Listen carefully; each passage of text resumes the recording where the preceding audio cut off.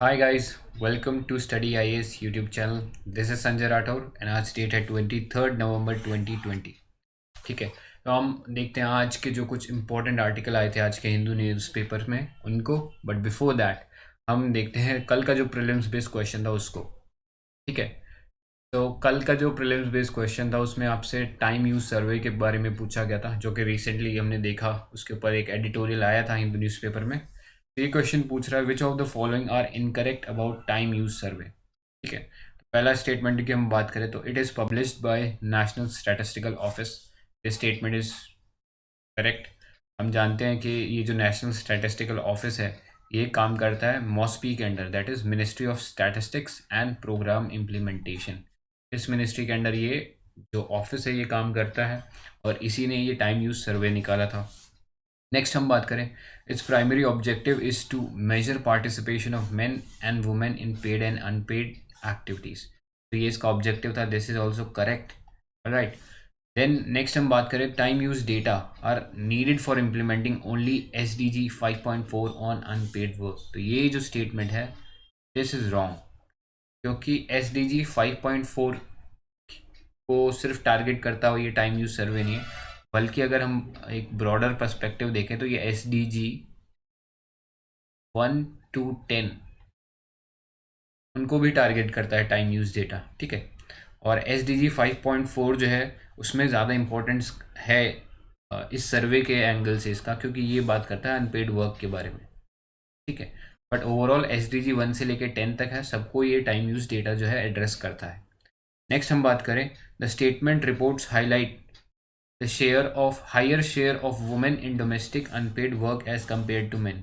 ये स्टेटमेंट भी सही है।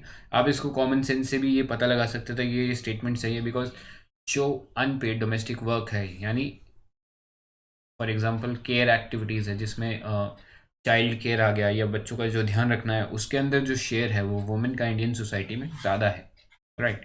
तो ये स्टेटमेंट ऑटोमेटिकली करेक्ट हो जाता है। तो हमने इस क्वेश्चन में आपसे इनकरेक्ट स्टेटमेंट के बारे में पूछा था, so your answer would be option 3। ठीक है, तो ये था इस क्वेश्चन से रिलेटेड कुछ इन्फॉर्मेशन आपके लिए। आज का जो प्रीलिम्स बेस्ड क्वेश्चन है वो थोड़ा एप्टीट्यूड बेस्ड है तो ये एक ज्योग्राफी का क्वेश्चन, बट आपको थोड़ा इसमें एप्टीट्यूड लगाना है। तो आपको pick the odd one out of the following tributaries of Godavari. ठीक है, गोदावरी आप रिवर जानते हैं, उसकी ये 4 ट्रिब्यूटरीज हैं। अब आपको इसमें से कुछ ऑड वन आउट पता लगाना है, तो आप जो अपना आंसर है उसको कमेंट सेक्शन में ड्रॉप कर सकते हैं और हम जो है कल इसको अच्छे से डिस्कस करेंगे। ठीक, नेक्स्ट हम बात करते हैं अन अकेडमी एस्पायर के बारे में। So as you know, Unacademy जो है एक all India free mock test conduct करा रहा है फॉर सिविल सर्विस एस्पिरेंट्स। ठीक है, जो कि हर महीने की 1st, 10th, 25th and 30th को कंडक्ट कराया जाता है और इस टेस्ट का जो टाइमिंग रहता है वो 10 AM रहता है। ठीक है, इसके लिए आपको एनरोल करना पड़ता है, तो उसका जो लिंक है वो आपको डिस्क्रिप्शन बॉक्स में मिल जाएगा। एंड इसके अंदर जो एक्साइटिंग प्राइसेस और स्कॉलरशिप अवेलेबल है for top 50 rankers in each test, right. Next हम देखें तो कुछ एडवांटेजेस क्यों आपको ये टेस्ट ज्वाइन करना चाहिए। तो इसमें आपको एक ऑल इंडिया रैंक मिलेगा। This test is created by expert educators और इसका एनालिसिस भी आपको ऐसे ही टॉप एजुकेटर से मिलेगा। इसके अलावा आपको इसमें एक डिटेल परफॉर्मेंस रिपोर्ट मिलेगी। ठीक है, तो आप इसका जो लिंक है वो आप डिस्क्रिप्शन बॉक्स से देख सकते हैं। ये इसका जो सिलेबस है वो रहेगा, तो आप वीडियो को पॉज करके इस सिलेबस से गो थ्रू कर सकते हैं, राइट। सो शुरू करते हैं आज का हिंदू न्यूज़ एनालिसिस। तो सबसे पहले फ्रंट पेज पे हम देखते हैं एक important article which talks about Arunachal Pradesh CM pushing for a highway along the Tibet border. ठीक है, Tibet as we know is part of China. ठीक है, तो अगर हम इसको ब्रॉडली बोले तो जो इंडिया और चाइना का जो बॉर्डर एरिया है वहाँ पर एक हाईवे कंस्ट्रक्शन की बात कर रहे हैं जो अरुणाचल प्रदेश के CM that is Pema Khandu, right. Next अगर हम बात करें क्यों he is pushing for this highway along this India China border, तो उसका एक बेसिक रीज़न ये है क्योंकि हमने देखा लद्दाख में स्टैंड ऑफ चल रहा है between Indian and Chinese army, that has raised concern in Arunachal Pradesh as well, because Arunachal Pradesh जो है वहाँ पर बीजिंग या जो चाइना है अपना क्लेम उसके ऊपर करता रहा है अरुणाचल प्रदेश के ऊपर। ठीक है, तो इसलिए थोड़ा जो पीपल हैं वहाँ का उनका ये कंसर्न है कि हमारा जो बॉर्डर एरिया है जो कि चाइना के साथ लगता है। वहाँ पर जो इंफ्रास्ट्रक्चर फैसिलिटीज़ हैं वो इतने सही नहीं है, ठीक है। तो इसलिए ज़रूरत है एक ऑल वेदर हाईवे डेवलप करने के लिए। ऑल वेदर मतलब जो हर वेदर में सही चल सके, बीट रेनफॉल, बीट स्नोफॉल, ठीक है, बीट विंटर, ऐसे ऑल वेदर कनेक्टिविटी इंश्योर की जा सके, जिससे ना सिर्फ हमारे जो आर्म्ड फोर्सेस हैं बल्कि जो कॉमन पीपल हैं उनको भी उससे फ़ायदा हो, ठीक है। तो ये कुछ इंपॉर्टेंट डिटेल है जिसके बारे में ये आर्टिकल डील करता है। और ग्राउंड पे अगर हम सिचुएशन देखें तो जो एल है, that is line of actual control, that is between India और जो चाइना के बीच में जो लाइन है उसको एल कहते हैं हम लोग। और पाकिस्तान और इंडिया के बीच में आप जैसे कि जानते हो एक इंटरनेशनल बॉर्डर है। Then we know something as LOC, line of actual control, that is in the area of Kashmir, ठीक है। वहाँ पर जो बॉर्डर है उसको LOC बोलते हैं। और बाकी जो बॉर्डर है पाकिस्तान के साथ उसको हम बोलते हैं इंटरनेशनल बॉर्डर, ठीक है। सो LAC के कुछ ऐसे रीजन है अरुणाचल प्रदेश में जो कि इनएक्सेसिबल है, ठीक है। और अगर हम चाइना की बात करें तो चाइना ने, हमने एक रीसेंट न्यूज़ एनालिसिस में भी डिस्कस किया था कि चाइना ने वहाँ पे एक रेलवे प्रोजेक्ट या एक रेलवे जो लाइन है उसको एस्टैब्लिश कर दिया है, which is very near to our Arunachal Pradesh, ठीक है। तो इसलिए ज़रूरत है हम भी अपना जो इंफ्रास्ट्रक्चर है इंडियन साइड के ऊपर उसको एनहेंस करें। नेक्स्ट अगर हम बात करें तो जो प्राइम मिनिस्टर हैं, सॉरी चीफ मिनिस्टर हैं अरुणाचल प्रदेश के, उन्होंने ये भी बोला कि जो वहाँ की जो टेरेन है ऑफ अरुणाचल प्रदेश और जो नेचुरल फैक्टर्स हैं such as landslide makes the project very expensive, ठीक है। तो उधर का जो जोग्राफिकल लोकेशन है या टोपोग्राफी है, geographical topography of that region, तो वहाँ पर जो कोई भी प्रोजेक्ट को कंडक्ट करना बहुत ज़्यादा एक्सपेंसिव होता है, ठीक है। तो इसलिए जो चीफ मिनिस्टर हैं अरुणाचल प्रदेश के, he wants foreign funding agencies to provide loan at cheaper interest rate that benefit states in India. But ये जो आइडिया है फॉरेन फंडिंग लेने का जिससे कि चीपर लोन अवेलेबल हो सकता है अरुणाचल प्रदेश को, इट हैज़ बीन स्टॉप्ड। ये इसके बीच में जो चाइना है उसने कॉन्स्टेंटली एक हिंड्रेंस या एक रुकावट करी है, because China has continuously been blocking such funding for us because of its unfounded claim over Arunachal Pradesh, ठीक है। कि जो इंटरनेशनल फोरम है लाइक एशियन डेवलपमेंट बैंक या और भी तरह तरह के जैसे बैंक है, जैसे हमने कल बात किया था, रिसेंटली बात किया था न्यू डेवलपमेंट बैंक जो कि ब्रिक्स के अंडर आता है, ठीक है। तो इस टाइप के जो बैंक जहाँ पे चाइना का अच्छा खासा एक प्रेजेंस है, वहाँ पर वो इंडियन जो स्टेट लाइक अरुणाचल प्रदेश है इनको फंडिंग से रोक देता है, बिकॉज ये कहता है कि अरुणाचल प्रदेश उनका पार्ट है, राइट। तो ये सब क्लेम्स की वजह से जो फॉरेन फंडिंग है उसमें भी प्रॉब्लम आ रही है, ठीक है। तो ये कुछ इंपॉर्टेंट डिटेल थी इस आर्टिकल से रिलेटेड। नेक्स्ट हम देखते हैं। तो this article talks about 132 countries attending global meet on criminal finances, ठीक है। तो एक ग्लोबल मीट हुआ जिसके अंदर 132 कंट्रीज़ ने पार्टिसिपेट किया और उसका बेसिक ऑब्जेक्टिव था to study these criminal finances और उनको स्टॉप करने के जो आइडियाज़ हैं उनके ऊपर वो एक तरीके से डेलिब्रेट कर रहे थे। और अगर यहाँ पे हम बात करें स्पेसिफिक्स की, तो यहाँ पर स्पेसिफिकली डिस्कस किया गया crime related to crypto currency, ठीक है। क्रिप्टो करेंसी आप पिछले कुछ समय से सुन रहे हैं काफ़ी ज़्यादा न्यूज़ में, तो सबसे पहले हम क्रिप्टो करेंसी को देख लेते हैं। तो crypto currency is a digital virtual currency that uses cryptography for security. आप करेंसी की जब भी बात करते हैं तो हम यूजुअली ट्रेडिशनल सेंस में जो करेंसी बोलते हैं उसे बोलते हैं फिएट मनी, ठीक है। हमारे इकोनॉमिक्स का सबसे स्टार्टिंग का लेसन होगा फिएट मनी के बारे में। फिएट मनी बेसिकली कोई भी गवर्नमेंट बैक्ड करेंसी जो होता है उसको फिएट मनी बोलते हैं। फिएट मनी बोलते हैं जो कोई और इसके अलावा जो करेंसी है उसमें कोई अंडरलाइंग एसेट नहीं होता। जैसे कि अगर हम पुराने टाइम की बात करें तो जब इनिशियली जो करेंसी छापी जाती थी तो उसको सर्टेन अमाउंट ऑफ गोल्ड के साथ कॉरस्पॉन्ड करके या उसके कॉम्प्लीमेंट्री कुछ गोल्ड रख के वो करेंसी दी जाती थी। लेकिन अब ऐसा कुछ नहीं, अब जो गवर्नमेंट होती है उसका एक सिग्नेचर रहता है, जैसे हमारे RBI का गवर्नर जो है उनका सिग्नेचर रहता है, and it is backed by the trust of the government, ठीक है। तो उसको बोलते हैं हम फिएट मनी। बट जो क्रिप्टो करेंसी है इसके अंदर कोई गवर्नमेंट बैकिंग नहीं है या किसी स्टेट की बैकिंग नहीं है इसके पीछे। It is digital virtual currency that uses cryptography for security. Cryptography जो है, जिसको हम बोलते हैं कि क्रिप्टोग्राफी एग्जैक्टली में होता क्या है। क्रिप्टोग्राफी होता है कि आप कर दो एनक्रिप्शन, ठीक है।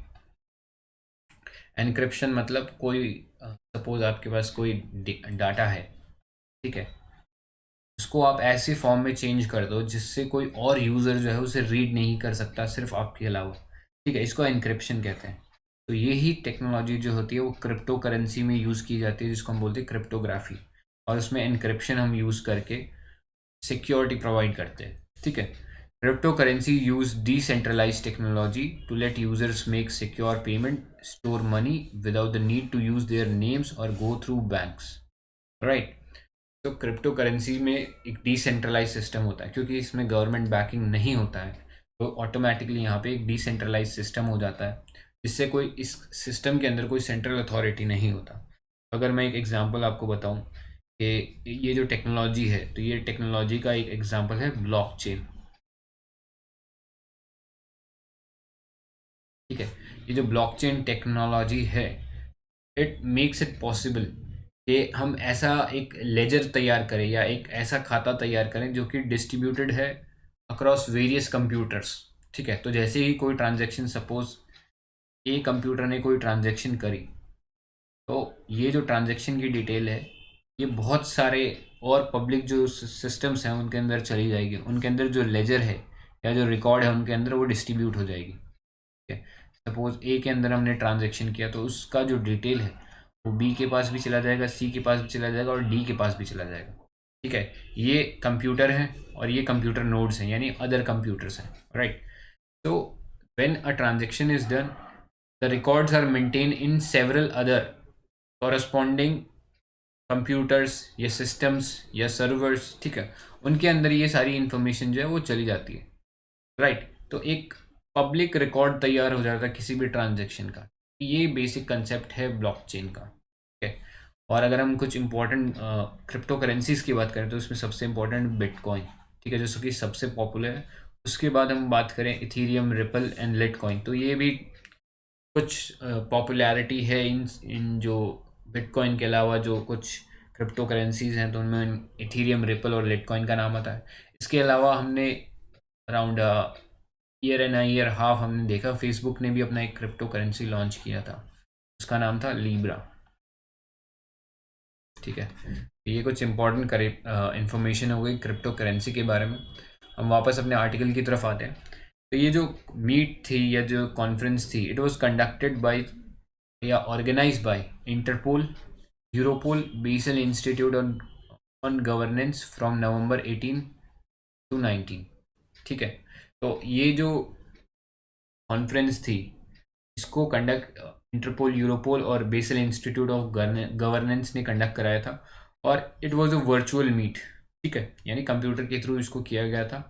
और इसका अगर मैं बेसिक आपको नाम बताऊं इस कॉन्फ्रेंस का, तो it was global conference on criminal finances and crypto currency, ठीक है। तो इस जो कॉन्फ्रेंस है इसके अंदर हर जो स्टेट है, जो 132 कंट्रीज इसमें अटेंड किए थे, उनकी जो लॉ इन्फोर्समेंट एजेंसीज हैं, जैसे कि इंडिया के केस में ईडी हो गया, ठीक है। तो ये सब जो बॉडीज़ हैं उन्होंने इसके अंदर पार्टिसिपेट किया। And the conference is an initiative of working group on crypto currencies and money laundering establish in 2016 by these three organizations, launched with an objective of strengthening knowledge, expertise, best practices for investigation into financial crime, intelligence on virtual assets and cryptocurrencies, ठीक है। तो इस जो basic जो conference है इसका एक basic objective ये था कि एनहेंस कर सके नॉलेज रिगार्डिंग क्रिप्टो करेंसी के जो रिलेटेड जो क्राइम होते हैं उनके रिगार्डिंग, एक दूसरे की जो एजेंसीज हैं वो नॉलेज शेयर करें, जिससे कि हर कंट्री को इससे हेल्प हो और वो टैकल कर सके easily with such financial crime which are based on crypto currencies, ठीक है। देन हम देखते हैं एक्सपर्टीज़ डेवलप करें एक दूसरे का, और बेस्ट प्रैक्टिसेस जो है उसको शेयर करें, ठीक है। तो अगर हम क्रिप्टो करेंसी का जो मिसयूज़ की बात करें तो सबसे बड़ा मिसयूज़ ये है कि ये यूज़ हो रहा है in criminal activities and even in terrorism activities. तो हम देखते हैं, अगर एग्जांपल मैं दूं तो ड्रग स्मगलिंग के अंदर जो पेमेंट होता है वो इससे हो रहा है, ठीक है। और टेररिस्ट एक्टिविटीज़ जो वेपन प्रोक्योरमेंट है, कई टाइप के जो वेपन हैं वो इसी करेंसी के यूज़ से किए जा रहे हैं, ठीक है। तो बहुत सारे क्राइम्स हैं जो कि इस करेंसी के यूज़ के थ्रू किए जा रहे हैं, इसलिए ज़रूरत है इसको रेगुलेट करने की, ठीक है। इसलिए ये जो कॉन्फ्रेंस है हमारे लिए इम्पॉर्टेंट हो जाती है। तो that's all about this article. Next article की तरफ हम चलते हैं। So this article talks about India and Thailand and Singapore naval exercise concludes, ठीक है। तो हमने रिसेंटली देखा मालाबार एक नेवल एक्सरसाइज थी, ठीक है, जो कि इंडिया, यूएस, जापान और ऑस्ट्रेलिया के बीच में कंडक्ट हो गई थी अभी recently, it was conducted. Then हमने कल का जो न्यूज़ एनालिसिस है उसमें बात किया कॉरपैट के बारे में, coordinated petrol, which was conducted between India and Thailand, ठीक है। तो हमारे इंटरनेशनल रिलेशंस के पर्सपेक्टिव से भी ये जो एक्सरसाइजेज हैं इंपॉर्टेंट हो जाती हैं, और हमारा जो इंडियन डिफेंस है उसके लिए भी ये इंपॉर्टेंट हो जाती है, ठीक है।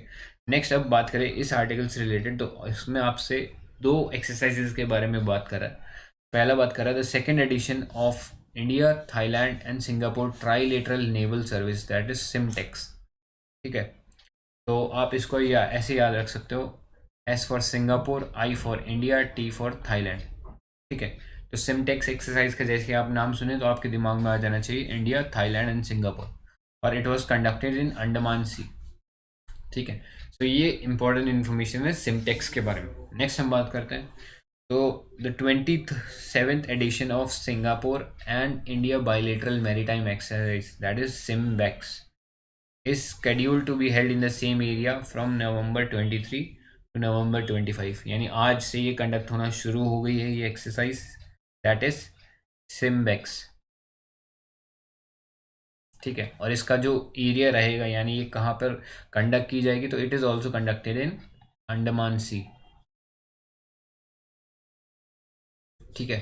तो अब तक हम इस न्यूज़ एनालिसिस में हमने 4 एक्सरसाइज देखी। पहले हमने मालाबार देखी, इसमें इंडिया, यूएस और जापान एंड ऑस्ट्रेलिया थे। देन हमने इसके बाद हमने कॉरपैट देखी जिसके अंदर इंडिया और थाईलैंड था। देन हमने सिट मैक्स देखी, तो सिट मैक्स में सिंगापुर, इंडिया एंड थाईलैंड ने पार्टिसिपेट किया। और फिर हमने देखी सिमबैक्स जिसके अंदर इंडिया और सिंगापुर की जो नेवीज़ हैं वो पार्टिसिपेट करती हैं, ठीक है। तो ये 4 एक्सरसाइजेज थी और ये आर्टिकल इनके बारे में बात करता है, राइट।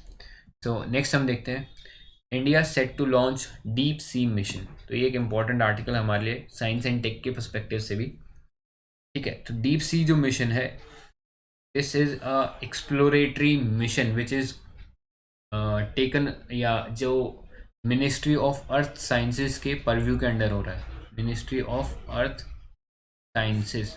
ये जो मिनिस्ट्री है ये इस मिशन को एक तरीके से कैरी फॉरवर्ड कर रही है, ठीक है।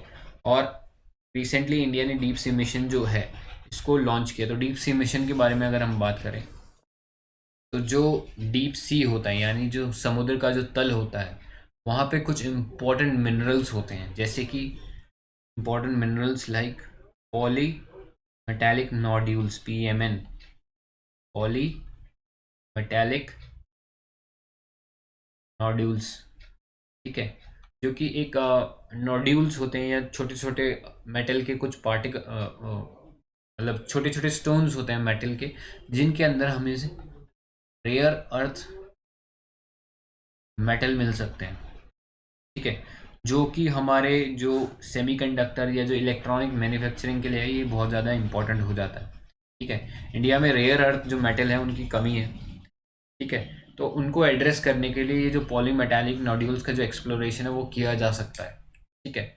इसके अलावा बहुत सारी बायोडाइवर्सिटी है जो कि जो ओशन होता है उसके जो बॉटम होता है उसके ऊपर बहुत सारी ऐसी बायोडाइवर्सिटी है जिसको अब तक डिस्कवर ही नहीं किया गया, ठीक है। तो बायोडाइवर्सिटी के पर्सपेक्टिव से भी स्टडी करना डीप सी को बहुत ज़्यादा ज़रूरी हो जाता है।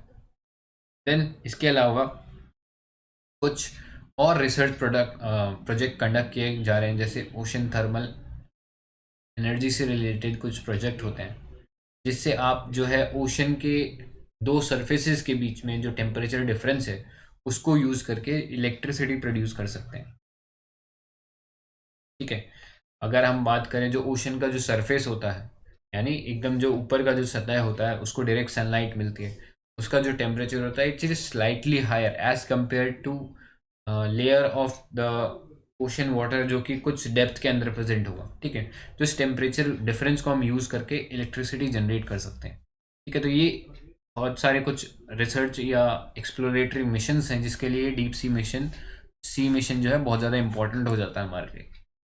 इस प्रोजेक्ट के अंदर हम स्पेसिफिकली बात करें, the mission which is expected to cost over 4,000 crore will give India boost to efforts to explore India's vast exclusive economic zone and continental shelf. ऐसा एक MOES के एक ऑफिशियल का ऐसा कहना था। और multi disciplinary work will be piloted by MOES and other departments like defence research and development organisation, department of biotech और इसरो और CSIR। ठीक है, तो मैं एक मल्टी स्टेक होल्डर अप्रोच होगी, यानी बहुत सारे इसमें जो ऑर्गेनाइजेशन है वो पार्टिसिपेट करेगी और इंडिया का जो एक्सक्लूसिव इकोनॉमिक जोन है वहाँ पर इंडिया के एफर्ट्स को स्ट्रेंथन करेंगी to carry out these researches. ठीक है, तो अगर हम बात करें एक्सक्लूसिव इकोनॉमिक जोन की तो इसको हम देख लेते हैं। तो एक्सक्लूसिव इकोनॉमिक जोन बेसिकली एक UN ऑर्गेनाइजेशन है, दैट इज यूनक्लॉस। ठीक है, तो ये UN की एक एजेंसी है जो कि बेसिकली डिसाइड करती है कि कितना एक कंट्री का जो एक्सक्लूसिव इकोनॉमिक जोन है जहाँ पर उसे राइट है कि वो इकोनॉमिक एक्टिविटीज़ कंडक्ट कर सकती है इस जोन में अपने एडवांटेज के लिए, उसकी बात करें तो वो ये डिसाइडेड करती है यूनक्लॉस जो कि एक UN एजेंसी है। ठीक है, तो एक्सक्लूसिव इकोनॉमिक जोन की अगर हम बात करें तो ये ऐसा एरिया होता है जो लाई करता है up to 200 nautical miles from the base line. ठीक है, तो सपोज ये हमारी लैंड की जो बेस लाइन होगी तो यहाँ से जो 200 नॉटिकल माइल्स होता है ये एक कंट्री का एक्सक्लूसिव इकोनॉमिक जोन होता है, यानी इस जोन के अंदर इंडिया के अलावा और कोई कंट्री कोई इकोनॉमिक एक्टिविटी कंडक्ट नहीं कर सकती। ठीक है, और करना है किसी कंट्री को तो उसको परमिशन लेनी पड़ेगी ऑफ इंडिया, राइट। और यहाँ पर जैसे कि एक्टिविटीज़ अगर मैं आपको एग्जांपल दूँ तो ऑयल एक्सप्लोरेशन जो एक्टिविटीज़ हैं वो यूजुअली इस फील्ड के अंदर आ जाती हैं। ठीक है, नेक्स्ट हम बात करें तो टेरिटोरियल सीज जो होता है, टेरिटोरियल सी भी आपके लिए थोड़ा सा जानना इंपॉर्टेंट हो जाता है। It lies from base line to 12 nautical miles, यानी ये अगर सपोज बेस लाइन है तो यहाँ से जो 12 नॉटिकल माइल्स होगा उसको हम बोलेंगे टेरिटोरियल सी, जहाँ पे एक्सक्लूसिव ज्यूरिडिक्शन सिर्फ और सिर्फ उस कंट्री का होता है जिसका ये टेरिटोरियल सी होगा। ठीक है, इसके बाद आता है कॉन्टिग्यूस जोन। तो कॉन्टिग्यूस जोन यानी टेरिटोरियल सी से आगे जो 12 माइल्स होंगे वो कहलाता है कॉन्टिग्यूस जोन। ठीक है, और हमने बात करा एक एक्सक्लूसिव इकोनॉमिक जोन जो है वो basically 200 nautical miles from the base line का जो एरिया होगा वो एक्सक्लूसिव इकोनॉमिक जोन में आएगा। ठीक है, तो इंडिया का जो डीप सी मिशन है ये हेल्प करेगा to harness the resources in exclusive economic zone. ठीक है, ये जो एक्सक्लूसिव इकोनॉमिक जोन के अंदर जो कुछ एडवांटेजेस हैं या जो रिसोर्सेज हैं उनको हम यूज़ कर पाएंगे इस मिशन के थ्रू। ठीक है, तो ये कुछ इंपॉर्टेंट इंफॉर्मेशन थी इस आर्टिकल से रिलेटेड। नेक्स्ट आर्टिकल हम देखते हैं। So this article talks about CDS of India, that is general Bipin Rawat, calling for dual use facilities. ठीक है, तो इनके बारे में हम कुछ आर्टिकल जो कुछ इंपॉर्टेंट इन्फॉर्मेशन देता है उसको हम देखते हैं। सो यह आर्टिकल में ऐसा कहना चाह रहे हैं जनरल रावत दैट हमारा जो डिफेंस और कमर्शियल इंडस्ट्री है इट इज़ सेग्रीगेटेड, यानी वो it is divided between civil and military. ठीक है, तो कोई भी हमारा जो इंफ्रास्ट्रक्चर है या कोई भी जो इंडस्ट्रीज़ हैं वो सेग्रीगेट हो रखे हैं, या तो वो सिविल का काम करेंगी या फिर वो मिलिट्री का काम करेंगी। ठीक है, तो वो बात करते हैं दोनों को इंटीग्रेट करने की ज़रूरत है। ठीक है, कि जिससे जो है हमारा जो एक्सपेंडिचर है वो ज़्यादा ना हो और एक रिसोर्सेज जो हैं उनका एफिशिएंट यूटिलाइजेशन हो। ठीक है, कि ऐसा कोई सपोज कैपेसिटी हमने या ऐसा कोई इंफ्रास्ट्रक्चर जो तैयार किया है, सपोज अगर वो मिलिट्री के लिए तैयार किया तो ऐसा हो सके कि सिविल पर्पस के लिए भी उसे यूज़ किया जा सके। जैसा अभी हमने बात किया इसी आज के हिंदू न्यूज़ एनालिसिस में कि जो अरुणाचल प्रदेश के जो चीफ मिनिस्टर हैं उन्होंने वो बोल रहे हैं कि एलएसी पे हम हाईवे बनाएं, ठीक है। तो इस हाईवे से तो मिलिट्री को तो एडवांटेज होगा ही, इसके साथ जो लोकल पब्लिक है यानी जो सिविल जो बॉडीज़ हैं उनको भी इससे हेल्प होगा, यानी लोगों को हेल्प होगा, टूरिज्म सेक्टर है उसको हेल्प होगा, ठीक है। तो इसलिए ज़रूरत है इंटीग्रेट करने की दैट जो इकोसिस्टम है of military and civil purposes का, उसको दोनों को हम कह सकते हैं उनका जो सेग्रीगेशन है उसको हटाना है और उन दोनों को इंटीग्रेट कर देना चाहिए, ठीक है। तो इससे हम जो है एक सेल्फ रिलायंस का जो आइडिया है उसकी तरफ बढ़ने लगेंगे। ऑन ट्राई सर्विस इंटीग्रेशन, इसको अगर मैं एक एग्जांपल दूं आपको, its basically known as theatre command, ठीक है। इंडिया में अभी सिर्फ एक ही थिएटर कमांड है, that is in Andaman and Nicobar island जो है वहाँ पे एक थिएटर कमांड है। तो थिएटर कमांड बेसिकली ऐसा कमांड होता है जहाँ पे ट्राई सर्विस इंटीग्रेशन होता है, यानी जो तीनों सर्विसेज होती हैं, navy, air force and Indian army, ठीक है, ये तीनों साथ मिलकर काम करते हैं। तो ऐसा जो यहाँ ट्राई सर्विस इंटीग्रेशन देखने को मिलता है उसको थिएटर कमांड बोलते हैं, ठीक है। तो ये एक वॉर ओरिएंटेड या एक कोई भी मिशन ओरिएंटेड एक ये एस्टैब्लिशमेंट होता है या एक फॉर्मेशन होता है, ठीक है। तो कभी भी हम देखते हैं अगर कोई सपोज वॉर की सिचुएशन आ जाती है तो हमें ज़रूरत है कोऑर्डिनेशन की between navy, air force and army, ठीक है। तो ऐसी एक ऑलरेडी एस्टैब्लिश जो एक इंटीग्रेटेड ट्राई सर्विस जो फॉर्मेशन होती है उसको हम बोलते हैं थिएटर कमांड, ठीक है। तो जो जनरल बिपिन रावत है वो बात कर रहे हैं कि हम जो ट्राई सर्विस ये थिएटर कमांड है इसको और कई जगह एस्टैब्लिश करने की बात करें, जैसे इंडिया और पाक का जो बॉर्डर एरिया उसके आसपास कुछ थिएटर कमांड ऐसे बनाए जाएं। देन इंडिया और चाइना का जो बॉर्डर एरिया है वहाँ पर ऐसा इंटीग्रेटेड थिएटर कमांड बनाया जाए, ताकि जैसे ही कोई ऑफेंसिव इन कंट्रीज़ की तरफ आए तो इंडिया उनसे एक कोऑर्डिनेटेड वे में टैकल कर सके, ठीक है। तो ये एक बेसिक आइडिया है थिएटर कमांड का। नेक्स्ट हम बात करें तो ये कुछ एग्जांपल्स देते हैं बिपिन रावत के कैसे हम सिविल और मिलिट्री फैसिलिटीज़ को इंटीग्रेट करके उनका एफिशिएंट यूज़ कर सकते हैं। तो सबसे पहले वो बात करते हैं integrated civil and military airports to strengthen aviation safety, air space management, combat support capabilities must be examined. और इसके अलावा satellites for remote sensing and reconnaissance, यानी ऐसी सैटेलाइट जो रिमोट सेंसिंग पर्पसेस के लिए बनाई जाती है उनको रिकॉनेसेंस मतलब स्पाइंग पर्पस के लिए हम यूज़ कर सकते हैं, कम्युनिकेशन पर्पस के लिए यूज़ कर सकते हैं, या जो जीपीएस बनाया जाता है उसको ऐसी इनबिल्ट फैसिलिटीज़ दी जाएँ कि उसे आर्म फोर्सेस भी यूज़ कर सकते हैं, ठीक है। तो इससे जो हमारा जो आर्म फोर्सेस के ऊपर जो एक्सपेंडिचर है, जो खर्च हो रहा है वो कम होगा। दूसरा, जो रिसोर्सेज है उनका एफिशिएंट यूटिलाइजेशन हो पाएगा, ठीक है। सो ये कुछ बेसिक आइडिया जिसको आप अपने आंसर राइटिंग में यूज़ कर सकते हैं, that integration of civil and military ecosystem to ensure efficient utilisation of the resources, ठीक है। आप ये सब पॉइंट अपने आंसर राइटिंग में लिख सकते हैं।